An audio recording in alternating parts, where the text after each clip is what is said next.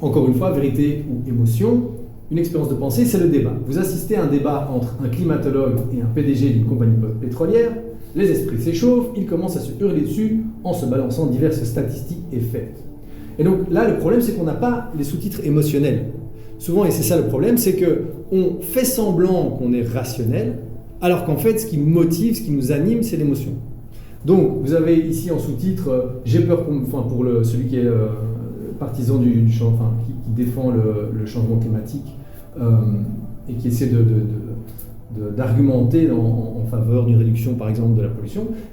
Les sous-titres émotionnels, ce serait « J'ai peur pour mes petits-enfants, la planète, ma vie, etc. » Et le PDG, lui, en derrière, il y a « J'ai peur qu'on va transiter vers du communisme, où la liberté n'est plus permise, où je vais perdre mon boulot, et qu'est-ce que je vais faire, etc. » Et donc, on met cette espèce de couche de vernis rationnel, et on se balance des faits, mais en fait, si on s'énerve derrière, c'est parce qu'il y a des émotions.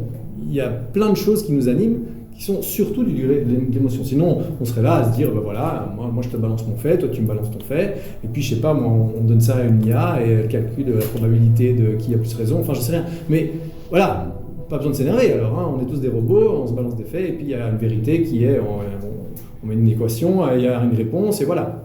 Je dirais pas besoin de s'énerver.